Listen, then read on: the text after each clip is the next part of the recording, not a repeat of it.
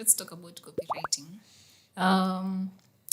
When I was joining the advertising industry, I was quite excited because from the books I was reading and the ads I was looking at, I'm always on LinkedIn a lot. So I see Ogilvy's posts a lot, Scannard's posts, and they refer to previous advertisements that were being done by the likes of Mercedes, the likes of Porsche.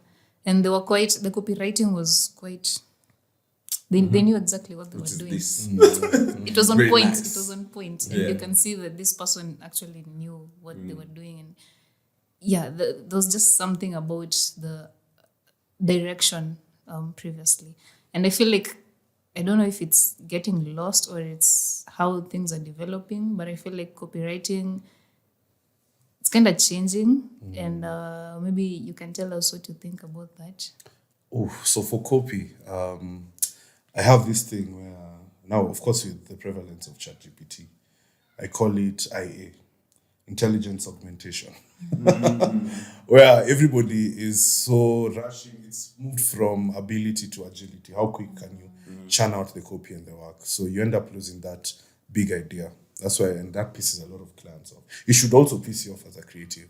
I think for you, what has changed for the industry a lot, comparing then and now, is, I mean, tech is there, developments keep changing, we embrace them, but what are we doing and I'll talk to Africa as a continent. There's this, I'll reference a lot of books. Jean-Marie Drew, former TBWA creative director, I think in the early 2000s, has this book called Disruption, where they talk about how each continent has its own different style of advertising. So you go to Asia, they're more about their traditional ideals, emotion. So you'll watch their ads and you're like, wow, okay, I need to respect my elders, And you come to the UK and it's copy heavy, copy-led storytelling. You come to the US, it's more visual, infomercials. I'm seeing celebrities, I'm seeing people. Then you come to Africa and we're trying to mix everything. We want to do everything that, today a brand will show you an infomercial style ad. Tomorrow they're trying to tell you a storytelling thing. Well, they've written a whole copy. So it's very confusing.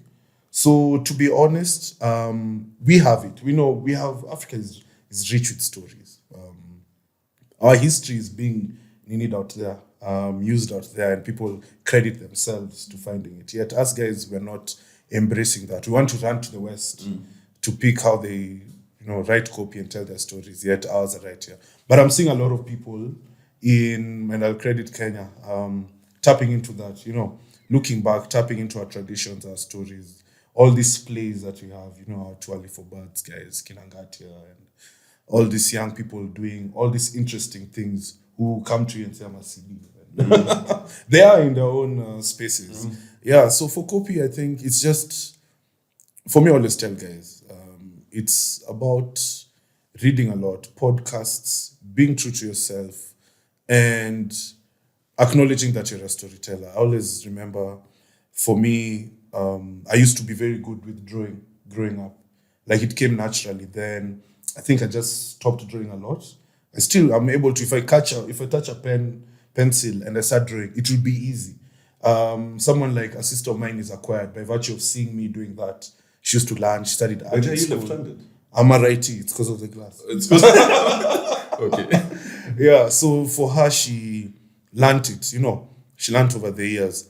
But I remember at some point, I was going through something. I was young, in your teenage years. And I just started writing poetry. Just writing, not that you have read poetry before. Which chick was this? Imagine it wasn't for me. It was just for me. No. I hope I did it then. I'd have bugged a couple. But I was doing it for myself. I think I was just going through my own things. And I remember I used to write very personal stories that flowed. And I'd keep them in my room. Then suddenly, after a couple of months, I noticed my family is treating me different. Yeah? They're taking a softer approach towards me. Now I'm wondering what's happening. Then my sister just said, hey, by the way, we found you. Nenis. So I'm like, okay, what's the problem? She's like, no, actually, they were very well written. They actually made them feel something. And that's why they came to me different. Now when I look back and I'm like, those are stories I was telling. It came from inside, nobody pushed me to do it. Just your ability to tell stories. And that's the beauty with copywriting. I've seen so many people transition from art into copy. They're so brilliant, like anybody can do it. I always tell guys, as long as you can sit down with your friends and tell a story and people laugh and enjoy and ask you follow-up questions, bro, you can write. With a little guidance here and there, you can do it. Yeah, that's interesting, actually. That's a good story. For me, copywriting, by the way, it's one of those things that people think is easy because you know how to write. But I say copywriting needs a lot of work to get to that level. And what you've said about reading, that's number one. If you just read 12 books a year, every year for 5 years, and you're not in advertising, you can write better than someone who doesn't read, who's in advertising, just by reading. Because copywriting is about putting different concepts together in words, right? A lot of things, bringing them together in the fewest words possible, right? Where you can explain something in 5 words that someone is doing in a paragraph and someone is like, wow, that's really amazing. That's really amazing. So for anyone who wants to do copy, man, first of all, you just have to know so much about everything, so that you can pull up from your mental GBs something that you saw 5 years ago that is spot on to this situation that is facing me right now. And people will just see brilliance. I think reading is one of the things that you really have to do, or listening to books nowadays, people like. But I feel like reading just does something. It shows you the words. You see the words, you feel them. We always have that argument of podcasts. And some guys, and a friend of mine, I admitted, I understood where it was coming from. Like, me, I can't read. But give me that thing on YouTube. I will tell you. I think for me, and it's true, because even at the end of the day, when you work in an agency, you come across different accounts. In the morning, you're writing for an alcohol brand. Noon, you're selling insurance. Afternoon, you're writing for a brand. In the evening, you're selling condoms. It's crazy. You just have to know a lot about everything. By morning, a youth ministry. You've written for a child. Hey, it's crazy. That day I used to work with a copywriter, I won't mention his name, who was saved. And that time we had gotten some work for alcohol. Hey, he used to write that copy with Namefura. And he used to write brilliantly, Andy. Which, by the way, can you write copy on a product you don't use? You don't use. Like, for example, a hair product. I mean, for me, I enjoy such challenges because it means I do research and it means I'm learning something different. I talk to people, I'll ask. Then it pushes the envelope. The other day, I had to write copy for a female alcohol brand. Like, it's targeting the female audience. And my team, we didn't have a lady at that time. And I had to channel. I had to ask. A week. I was about to. I just had to sit with a lot of the ladies in the team, ladies interact with. And even when we're hanging out over the weekend, I'm just picking words that they say. Then, of course, after I write, I run it by them for sense checking. And actually, this is quite good. I'm like, please don't think I play for the other side. But I'm just, it's work. I mean, ni kazi. You just have to put yourself in there. Plus, at the end of the day, you're trying to get paid. So you will write. And then also time. Time is a factor, because nowadays there's no luxury. Before, my creative director used to tell the copywriter, I want 100 headlines on one thing. 100 headlines. Trust me, by the time you finish 100 headlines and you look at the first 10 you did, the first 10 are crap. Do we have time to do 100 headlines anymore? No, ChatGPT can do that in seconds. So nowadays, maybe what I see guys doing, you can feed ChatGPT or what I do, I can feed it 5 original ideas from my head. I would tell it, refine these 5 ideas to suit the African market, Kenyan lady who works in this, nini. Then it churns out, I read that, refine, then I tell it, write for me 20 like this, right? Then I look at them and I'll choose one at the end of the day. One that I feel like works best. And not just choosing it and placing, this is the one I'll refine. So it's a process, and everyone has a different process. There's some people who are brilliant. These things come to them. One of those people is Yafesi. I've worked with Yafesi. Yafesi like will, even just as you're talking, his mind works so fast as a copywriter. I'm always like, man, how are you thinking in micro? And he will churn out some stuff. And that's what Yafesi has done, for example. Yeah, they do improv comedy. You know how difficult that is? Like you just sit in an audience and you start doing comedy based on what you say. It's very difficult. So some people are naturally gifted at thinking very fast and putting words, associating. Rappers do this too.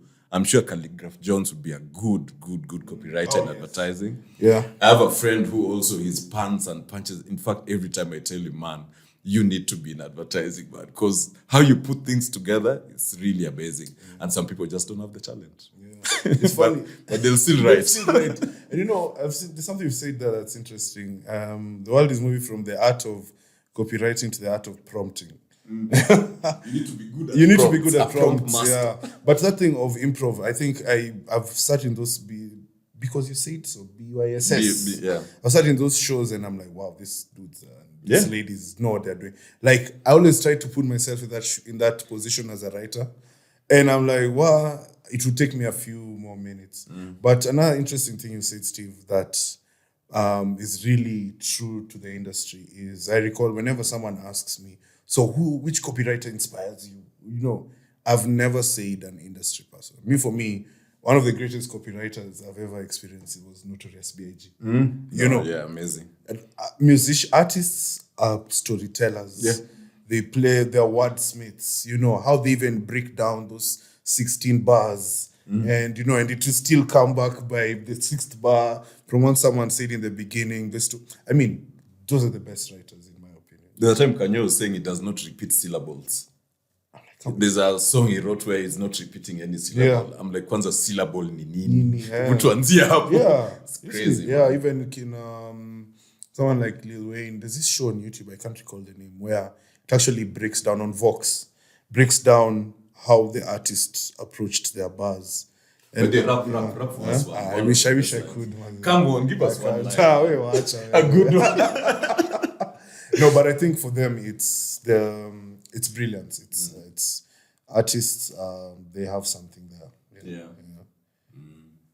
For me, honestly, I'd say I haven't worked with someone who I'd call a good copywriter because I've only worked with one.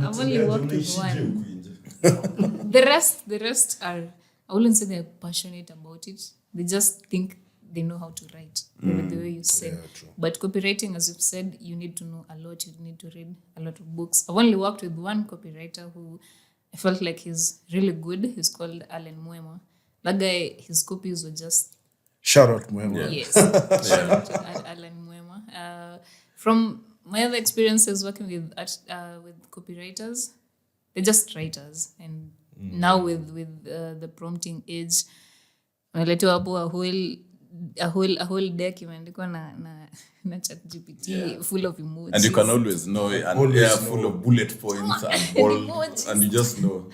Nowadays, by the way, whenever I prompt with ChatGPT, I remove the emojis. You remove the bullet points and the emoji. But you know me, what I tell guys, when you show me a piece of work, You can tell. I immediately tell you, okay, so as I'm reviewing, I'm like, by the way, this is ChatGPT. And then There's a way it talks. Just talks. And then we have British English. At least have the decency to write flavor and savor with a U. Eh? Things like that. Yeah. So but you can always tell ChatGPT thinking, because what we discussed and how to approach it, and what you're telling me when we discussed is not how you've articulated it here. It's lacking that natural human touch to it. Yeah. I can just tell this is fluff. It's good, it sounds good, it reads well, but what are we solving for? There are key things that need to be in there that we need to mention, but are not being mentioned. I've just seen it, and I've moved on. You've not converted me, so yeah. By the way, speaking of copy and how important and powerful it is, TDM, there's a time we did copy for Kafu, and we actually won Marketing Society of Kenya Campaign of the Year. 2023 with just copy on billboards, just copy. That's one work that I always say, if I can replicate daily, even myself, I'm like, wow. And that copy was writing itself. That's what I keep telling people. It was not like, there was just a flow, I don't know what you'll call it in copy, like a flow and a theme, and now anyone could write based on an experience. Yes. And that was nice. And then the second one we once did, I remember there's this tuna that was being introduced to the market, and we just had this line, tuna fish kwa can. Oh, that was you guys. Yeah. That was nice. And the client couldn't get it because the client is from Malaysia or something. They could not get it. And man, I fought for that thing. I'm like, by the way, there's no better copy. You know that one that I feel like you've reached. You can't do it again. Yeah, that one by the you can't reach the peak. Like those sorts of, if you tell us you don't like, we'd rather lose this account. Yeah. So sometimes that's also brilliance in putting these words together. And Ogilvy said it, he probably did it twice in his life. And this is Ogilvy, right? Twice in his life. Imagine. So sometimes I always say, like, you need to practice and just keep writing. Write. It will come through. Yeah. And I like that thing of a notebook. Your work never ends. Man, if you sometimes we're there, write copy for clients I don't have. I don't know if you do that. Yeah, it's fun. I enjoy it. Because Like it will come when you're not... Then when I'm busy, guys are like, this guy is brilliant. They don't know I thought about this thing for months. Yeah, it's in your notes on your phone. But it's just come at the right time. Yeah. Interesting. Yeah. When I was joining the advertising industry, I thought when I'd meet copywriters, they'd be writing on papers and crumbling them and throwing them away. You watch too much TV. No, that was my expectation, but I mean, it depends. So I think for me, guys I work with, people have different styles. I remember one CD when I started out and I was still new at that particular agency. We're getting a briefing. I've come with a notebook, you know, and everybody else is taking notes on their machine. And you're so shocked. It's like, bro, you write on a notebook? I'm like, yeah, it's easier for me. You know, I can put in, I don't want to now delete it. It flows for me. And people are different. I've seen that a lot. I prefer carrying a physical notebook and writing. If I don't have it, I'll do notes on my phone, which a lot of people do. But that throwing the things, the papers, crumpling them up and throwing them into the bin is still important. There are times when I'm spring cleaning and I find my old notebooks. I've never thrown them away. Yeah. And I just open them. Yeah, those are the memos come that from. you use, Yeah, and I open them and I'm like, wow. Because it inspires me. I'm like, wow, yeah, I snapped here. Like, I was on a roll. No, then if you're struggling with something, that inspo you had then, that excitement just comes back and you're like, you know what? Let's get this thing done. You know? Yeah. So that version, because you'll see a lot of people will actually go back to the dustbin and fish out that thing and say, wait, but what was this thing we wrote in the morning? You know, like, see, it was here. Why are we struggling? You know. Yeah. But you have to agitate. That's why you'll throw and pick it back up. Yeah. For me, the best copy I've written is always a fluke. Let me be honest. It always just, I'm even like, I don't know how I arrived here, but I arrived here. And it's good. Let it go, Even me personally prefer writing on paper. Oh, yeah. So, for example, even to-do lists. Sometimes we have to create, like, when you have projects, you have to place them in a project management tool. So I'll do that, but I'll still write on my books. There's also a reward, in just crossing by the things that you so satisfying. Yeah, the dopamine is crazy. We use Monday.com. There's something it does when you complete a task. It throws these stars. Such a nice feeling every time you finish. Nice. Yeah. So within agencies, I don't know if it's the same for you guys, because now when I'm talking to you, I realize that things are different within other agencies. So maybe tell me if it's the same with you guys when it comes to timelines, because my experience, timelines are always so tight and short. There isn't enough time to think of a project fully or an idea fully. So sometimes, yes, you might come up with a really good idea, but if you had enough time or more time, you could advance it to a different level. So is it the same for you guys? Are timelines always quite short? And what do you think about, if it's that way, what do you think about the short timelines? Mm-hmm. You want to go first? Yeah, let's see. Timelines have never been tighter. Timelines have never been tighter. I think our things are moving fast nowadays. I mean, we've been living in a fast-paced world, and we have to adapt or die. And I think the reason why timelines keep getting tighter is now this whole thing of AI coming into the workplace. And like I said earlier, ability over agility. Yes, you're able to do this. Because someone like Steve and I, client will come and tell us, by the Kitambo, it will be a job will take us a week. You'll be told, so you have 2 weeks. Like, can I get it in 2-3 days? We, deep down, we want to say no. We will probably, but we still know we'll have to deliver in those 3 days, you know? So it's just finding a way that works. I think the experience normally helps the situation because you're able to think faster and find a solution faster, you know? So, and also you can use timelines to buy time. That's also another thing. So if you give me something, because you can say the timeline is tight, but the brief is terrible. Garbage in, garbage out. But then again, you also go back to your artistic integrity. To some client, that work you'll put out in 3 days may be terrible. To some other ones, it may be brilliant. To you, it's just meh. You know, so it varies. But for me, I think I thrive in the ability to put out something that doesn't blow back to me negatively. I'd rather work within the tight timelines and share something that we can work with. The client can say, okay, this is 1, 2, 3, 4. Maybe it's not the direction we're thinking, but within 1 and 2 here, I think we can flesh this out further. So now that one is like an art of negotiating. You've given client what they want, but you guys have found a sweet spot of we're getting there.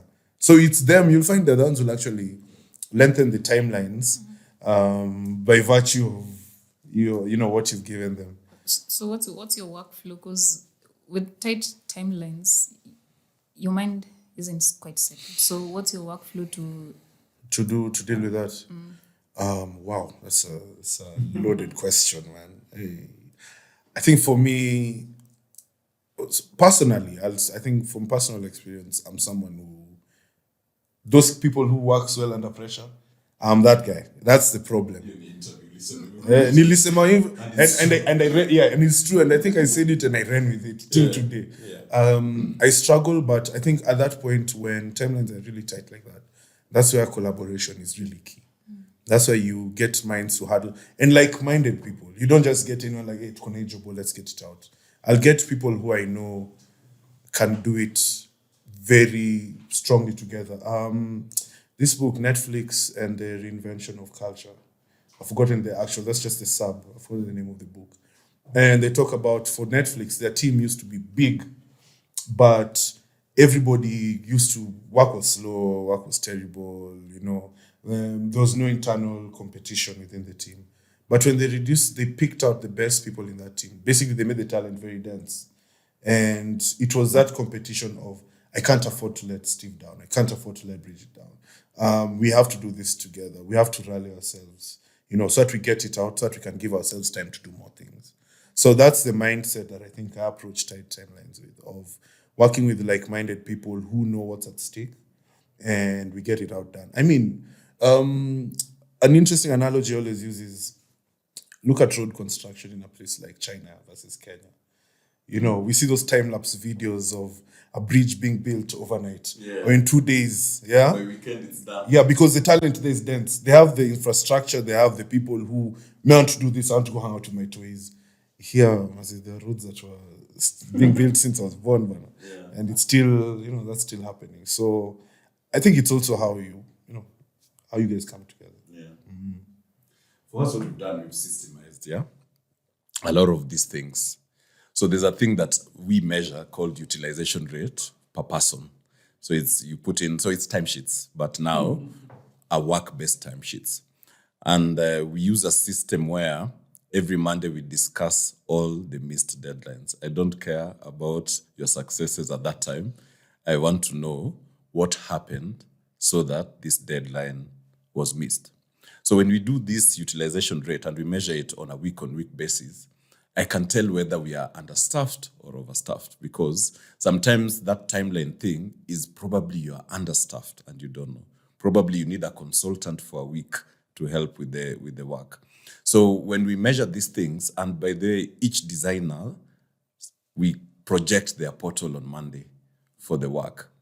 So we start interrogating. Out of every brief, a designer can say, by the way, CS briefed me this thing late. The system now will tell me when did the CS, that's client service for guys who are not in advertising, receive this email? And when did they brief? Now, if we notice that the email came in on Monday, the brief was due for Friday, and it was briefed on Wednesday, and I know you've gone through that, then we know it's not a tight timeline. It is something didn't happen that was meant to happen. So we figure out, how do we address quick briefing from the client service? Then we also look, maybe the brief came on Wednesday and the deadline was on Thursday, but the event that we're working on is 2 months from now. So this means there was an artificial emergency, of this brief. And we know, how do we train our client service people to actually tell the clients, the way the studio setup is, this cannot come out by then. By the way, most clients are very great. They'll give you the grace, but most of us want to always be yes men, say yes, yes, yes, yes, yes. And of course, if you say many yeses, it gives you a competitive edge, but to what are you leaving out for that? Then there's also this side where we've crafted our studio in such a way that no brief comes after 2 p.m. that will be worked on that day. Any brief that comes to the studio past 2 p.m. is a tomorrow brief, unless it's a time-based brief. So for example, someone has, something has happened. Maybe there's a fire drill and people have panicked and you need to do a poster saying, no, it was a fire drill. That can't wait till tomorrow because it's happening now. So the time-based briefs will actually tackle them on the spot. But again, here's another thing that I insist from a studio. I always want 2 things. I always want speed and utmost creativity. That's it. I don't care about the rest. You can even come naked to the office. I don't care. As long as you deliver speed and creativity, you are good. Now, there are different things that you can do to build on speed. So I've worked with so many studios, so many designers. By looking at how someone is working on the comp, I can customize a training to improve the speed, right? At least if you are fast, then we can work on creativity later, but at least be fast. If you're a designer, be fast on the comp. If you're a copywriter, how can you be fast at writing? Then the other thing is now preparation in advance. This is really important. This helped me when I was a junior designer. I used to notice I'm always branding t-shirts, right? And every time I get a brief to brand t-shirts, I'm always going to the internet, changing the color, it's red. So what I did on my free time, I made t-shirts that are all colors, yellow, red, green, because I know this brief will come where I need to brand these t-shirts. So I did that with cars. So anytime there was branding work, man, unfortunately now Steve was the fastest. I'm always being given this branding work that most people don't like in the agency because I'm very fast. I've already cut out that pickup. I've already created all the assets I need in advance that will help my work move faster. And what we just talked about, you see that notebook Sam is talking about with ideas, he's already working in advance, right? So when that brief comes, that tight timeline no longer becomes tight, right? And then the last thing, we have this rule where if we get a brief, we have to have at least a strategic direction in 24 hours. So the moment we come from the client to pick the brief, the moment we get to the office, we have to sit down. Okay, it doesn't happen always. It's the ideal. And we have to crack this brief in 24 hours and then now work backwards towards what do we fill in towards the proposal to actually meet that. But yes, deadlines are shrinking every day, every day, every day. Everything is always fast, everything. And this is the only time they always say the early bird. Because if you don't do it, someone else will, yeah? An individual consultant sitting in the house will deliver. Then what happens to you? That's true. Yeah. And that thing actually really messes a lot of creatives and agencies up. You'll find clients like, I briefed this agency. First of all, they're asking for this much, and they're saying they'll need this time to do it. You do it for me. I mean, the money that we'll negotiate, considering I'm doing it to one person, they'll give me a good amount of money, for example. But their expectations have been managed because they're also being realistic. I've only briefed Steve. I know what to expect. The rest will do them as we go. And I think there's something important that you've said. When it comes to clients there's some clients who are understanding, some are not. But I think what a lot of creatives and creative agencies get wrong is setting precedents. So you'll find, Steve, but didn't you guys deliver this last time on this time? Why can't you do this? And you now end up haggling and, causing friction between you and the client. And I think what you're saying, the processes are very important. A lot of clients don't understand that.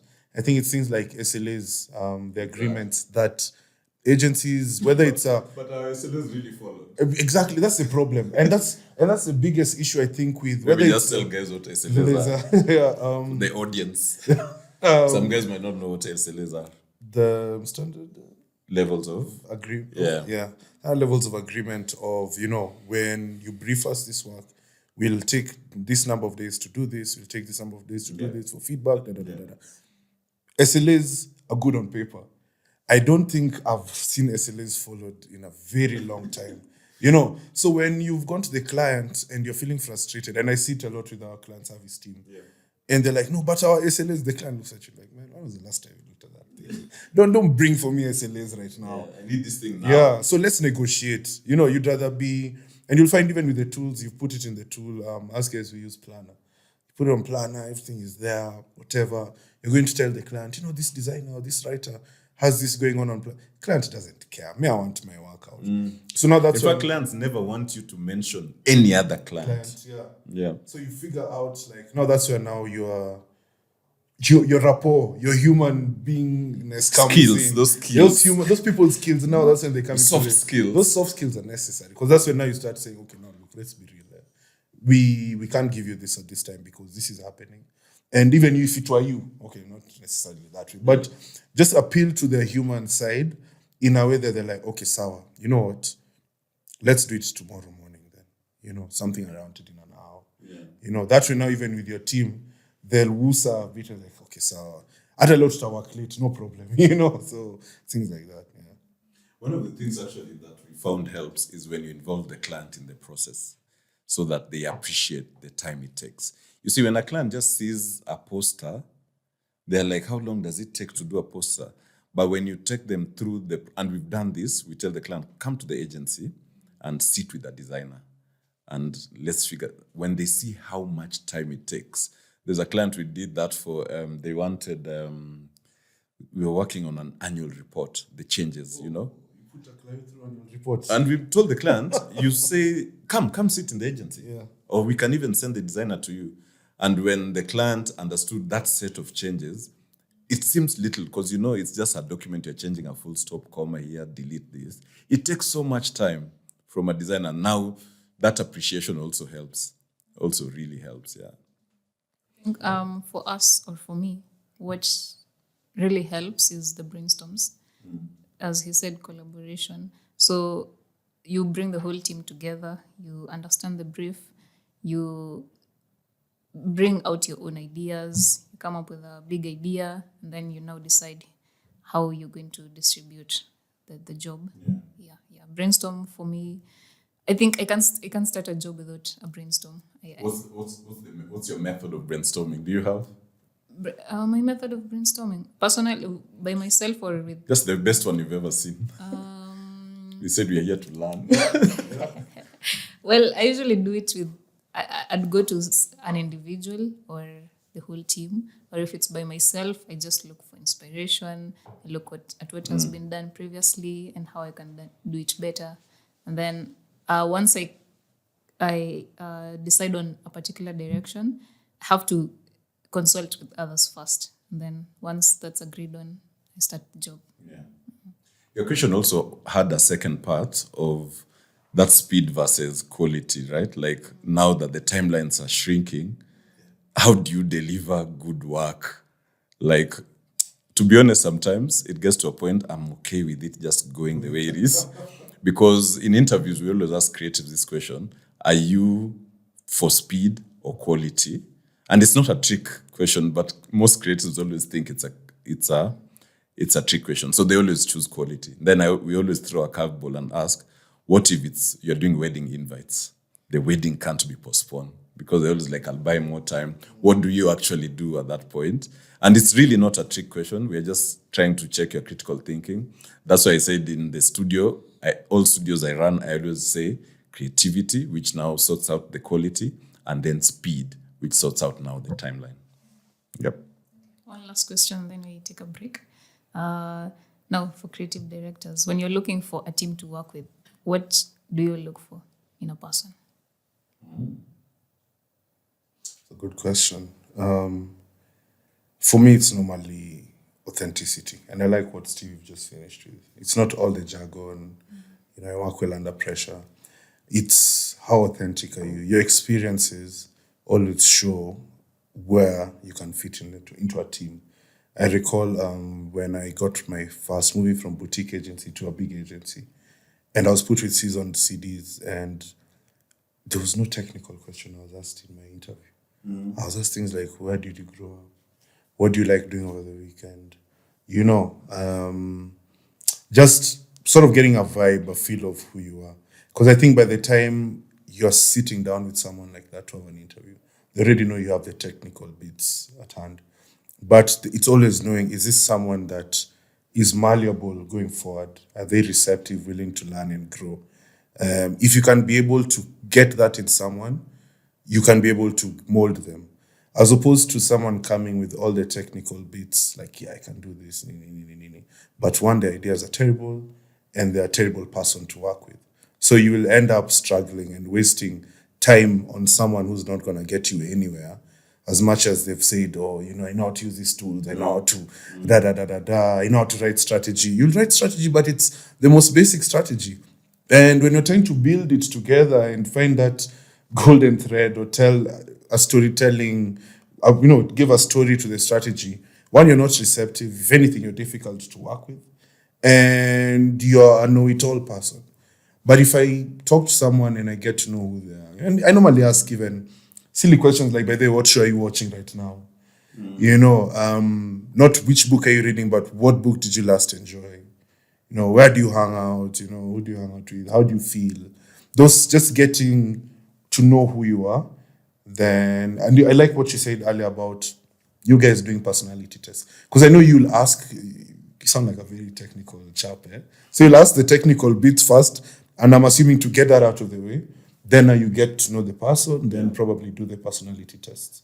Yeah, so nowadays, especially with the society and the workforce that's coming in, you always have to know the person first, And I like it because it shows honesty. Someone will come and tell you, by the way, me, I've never written strategy, or I've only written copy for this account, for a bank or something, So, but that honesty already tells you so much about someone that they're willing to be molded and throughout the experience. Yeah. For me, I always go for character over skill, right? Which is what you're saying. Character over skill. Any day, I will do a lot of work to test your character and your personality. And then I will look at how well do you fit to our values. So one of the values, funny enough, is authentic. That's the first one. How do you innovate? How do you empower? How do you do all these things? And by the way, every quarter we measure against our values. How well did you live our values? You score yourself, the person scores you, your department scores you, the people you work with scores you on every quarter. So what we've realized is you can teach skill, but you can't teach character. So for me, I look at character, and it's very, very small things like, did you lie, for example? That's a simple thing. I cannot teach you how not to be a liar. You've already lied. I can't. Are you a good person to work with? It's really important for the environment. But now here's the weird part. When we got a consultant to run for us the personality test, and he said, we have a huge disadvantage as an agency because we've only hired one personality. There were two personalities. So they advised us for that agency. Sometimes you need to hire someone who is outside so that there's diversity in terms of even thinking. Because if you hire a certain type of people, they'll always gang up and agree. So sometimes I'll hire a radical. Yeah, I'll do a radical guy. Maybe the thing that the agency needs is someone who will bring noise. Maybe everyone just always enters, they're quiet, everyone puts their earphones, they take one cup of tea, they don't even go for lunch. I need that person who will come and be a noisemaker, because I understand maybe the agency needs that to relax the tensions that we have. So we've changed. But the character still has to fit. Yeah. I have never seen an agency or any company in general where they focus on personality. But then I can send it to you. It's very simple. It's a very, you just tick and then it scores. I can send it to you, the personality test. It's really cool. Yeah, really cool also to know. Because once you do the personality test, you understand a lot. It's like you start understanding even people you worked with in the past. You're like, oh, this is why this person was like this. Oh, this is why this guy doesn't pay too much attention because his personality does not allow for attention. Yeah. And it makes it easier for you guys to work with each other because now you understand each other. Yeah, true. Yeah, that thing you said, I think, is something very important that us guys need to also consider. Once guys have done the personality test, you can know who to pair with who. Yeah. Oh, man, that's It's magic, actually. It's magic. And also, you start knowing your client's personality. Once you do the test, now we segment and say, put clients in their personalities. So if I look at a client's desk, I can quickly know what kind of even gift to give them at the end of the year. Nice. What kind of creative or what kind of client service can appeal to this client. But if you master that thing on a day-to-day, I'll just keep appealing to your personality and you'll, and it actually works out. It's a science. It's a work in progress every day.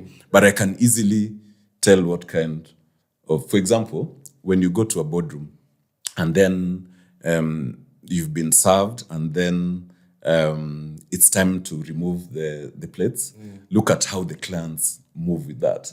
If you see that client who they're the ones who are arranging the stuff in the middle, they're all in the same rank. You need to know what kind of person they are.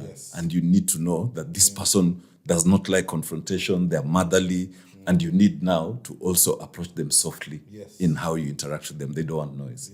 If you see that one who's very outgoing, they've dressed in bright colors, you need to understand that this is a person who, a Friday night out to discuss a brief would really appeal to them. So take them out on Friday. But that one who's pangang dishes will not appreciate a Friday hangout because their family, they want to be home with their children. So understanding these things, even just in life in general, is really a thing. It's very important. Yeah. At that point on pairing, give us an example on how you pair your teams based on personality. All right. So there are 4 quadrants of this personality. So there's one person who's like, trying to remember the names of these 4 quadrants, but there's one person who's analytical. There's one person who's really out there, loud. There's one person who is very calm, she's ambient, and there's one person who's now in the middle. So whenever I want brainstorms to happen, I will always have the outrageous, loud person, because that person will not do the time, will not do the work. But they are those ones of, tumalize twende. Get. So I'll get that person to drive the team. So they are drivers, So they are called drivers. So they really drive the agency and the people. Then the analytical person wants to look at all this and name them. They can go and put it on. They're the ones who will take the notes. They'll put it now together. All what you guys were saying, they put it together. That analytical person will summarize the meeting. So we've discussed this. So you want them there.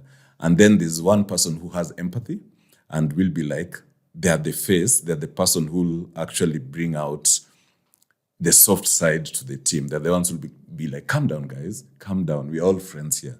They are that. So we deploy them not on projects, but on different things. So if I know, let's say a client is going through a rough time, person in their personal lives, I'll choose that person who's calm to take the flowers. I wouldn't choose the guy who'll come with shades, nini, naturally. Of course, I'm exaggerating how we are applying it, but actually that's how we actually do. So when we are pairing, I know if I pair 2 people who are loud or 3, nothing will come out in terms of a document from that loudness. I need it, but you need now that person who will put it down, put it together. Yeah. That's quite interesting. I think I'll try and apply that from now on. It's very interesting. It has been quite interesting, a great conversation. There's still a lot of topics to cover. So do you guys have the energy to keep going after the break or? Because I came late and I have the energy. Hi. What time is it though? It's 1:30. 1:30. You were to leave at 2. Same. Yeah. Okay, then we can leave it at that. Maybe we can reschedule. We can come to TDM. Sure. Yeah, that would be nice. Yeah. I don't mind. Actually, Steve, we need to use that to. This is off. Yeah. That has been amazing, guys. Thank you so much for joining. Thank you for sharing your insights. I've gathered a lot of information. I've realized that I don't know much, and I need to immerse myself in different areas, different agencies to understand how they work. And that's why I brought you guys here. Thank you so much. We'll continue the conversation at TDM. You've agreed? Yeah. So. Thank you guys for watching. That has been the 8th episode of the Creative Colab. Our guests, Sam and Steve, thank you for being here. Until next time, good morning, good evening, and good night.